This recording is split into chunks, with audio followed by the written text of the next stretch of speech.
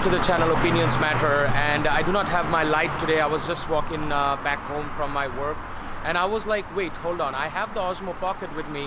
Why don't I do an episode right now? So today's episode will be more focused into one of the very important elements of photography, which has been used widely, like everywhere. It's called the long exposure. So long exposure shots, as you guys know, when you are shooting with your DSLR cameras, it actually requires two key features or two key things. One is a tripod, and the second thing is a remote clicker, and you can do amazing shots, amazing long exposure city shots, even if you're not doing astrophotography or anything, just amazing long exposure shots. So at first, what I'm going to do, I'm going to take some pictures with my camera, and I'm actually going to show you all the pictures that I took and what was my shutter speed. So as you can see right now, the shutter speed is 4 and ISO 50 with an aperture 8. When I crop it 175%, you can see the quality of the shots and everything in all these shots actually. I love manual focus because in manual focus, I can do pinpoint focusing on the subject. As you can see right now, when I actually crop in, you will see that the Gardner Street is spot on in focus. Now, your Osmo Pocket can do that, but the Osmo Pocket is a little bit restricted to the amount of shutter speed that it can go to. And there goes my first bus out here, so in West Hollywood. This is my bus I usually travel, and there goes my first bus. I'm just going to demonstrate to you how you're going to do that and how you're going to attach your Osmo Pocket to your phone, and there are 3 steps that you need to follow when you're doing this. So let's begin. So as you can see that the Osmo Pocket actually does not have any sort of manual controls until and unless you connect like the phone or anything to it. So by itself, the Osmo Pocket actually cannot be accessed at any form. So for example, when you're going to photos or anything, if you slide from the left, it will tell you to go out of the pro mode, and in photos basically it does not show you any sort of it can give you countdown and it can give you ratio and everything, but that's pretty much it. You cannot tweak the shutter speed or anything, so you need to bring your phone in for your Osmo Pocket. So without further ado, let's jump in and let's connect our phone and see what we need to do and what all settings are required to use this Osmo Pocket, and how we can do long exposure shots with the Osmo Pocket. So as you can see, I did not bring any sort of tripod or anything. I'm just putting it out here. You go to your connect your phone, then go to your photos, and from your photos you can actually go into camera mode, and then you go to pro mode, and you select what sort of file you want. So for example, I want RAW format, so I select JPEG and RAW, but just for demonstration purpose I'm going to keep it JPEG, okay?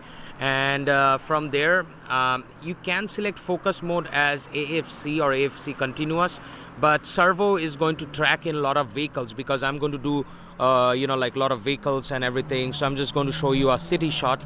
So for that you need to keep your AFC. I wish there was manual like focus or anything, but that's pretty much it. And after that you just get out of here, and then you select what sort of timer you want, and now you go on the side of this and you can go for manual, and keep your ISO to be very low. As you can see, my ISO is round about 100. For this test again, I've missed my second bus, and there goes my second bus also. So as you can see, I've kept this as manual. Keep your ISO as 100 because I do not have an ND filter or anything to use. So I'm keeping this as 100, and then I'm going to do my shutter speed. I'll go all the way down to probably, half a second maybe, or 1 second. And actually, you know what? Let's do like this.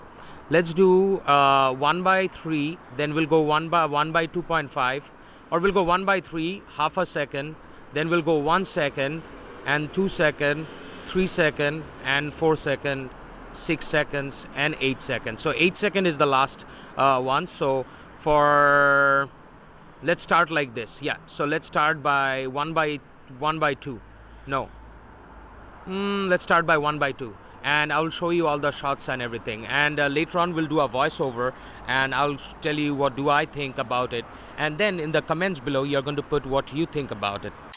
So at first, this is the half a second shot, and as you can see, I'm getting a little bit of distortions on the top, but that is just because my lens was not clean.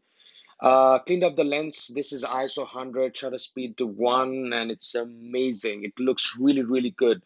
Even when I cropped it at 175%, this looked super crazy good for a small camera like this. At ISO 100, shutter speed 2, it kind of loses a little bit. That's why I would recommend you ND filters, because now you'll see the exposure going here and there, the focusing going here and there. And I did a couple of shots, and the results were the same. But for this shot, I took like 3 days before in Griffith Observatory. Take a look at this shot. This is at shutter speed 6. I was using the base stand on top of, like a small pavement out there. And when I crop it at 200%, just because I'm outside on top, and as you can see also in this shot, it was taken in a dark environment, and that actually helped me to do all these shots, because if you do not have ND filters, you will face a little bit of problem. So ND filters are recommended. Alrighty guys, so there you saw how to do like long exposure shots with your Osmo Pocket. Now the funny thing that I noticed is that which is actually very, very true also, is that I do not have manual control on the aperture, which means that I do need an ND filter. Yes guys, if you want to do long exposure shots with your Osmo Pocket, you do need an ND filter. You heard it right. Now here are some examples. You already saw those examples, as those shots were getting overexposed. Why? Because I cannot control the aperture manually. Now, if I had a traditional DSLR, I could have controlled the aperture manually, brought the aperture to round about aperture 10 or aperture 11, did manual focus on the subject that I want to shoot for, like long exposure, and I would have been good. But the easiest example is something that you also saw, that I went to a totally dark environment and I played around with two lights, which is a white and a red light. And I was just making some, something up. So yes, you can do long exposure shots with your Osmo Pocket, and if that is the only camera you have, invest on an ND filter.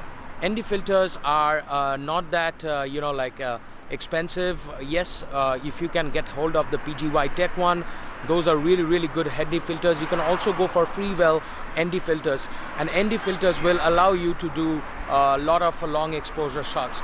So yes, if you like this video and if you think that this presentation was realistic, as I do not sit in a couch and I do not blabber, I do offer in this channel realistic kind of creative shots that you can do with your devices. So if you like this video, give me a big thumbs up, like, and do subscribe to this channel. Take care.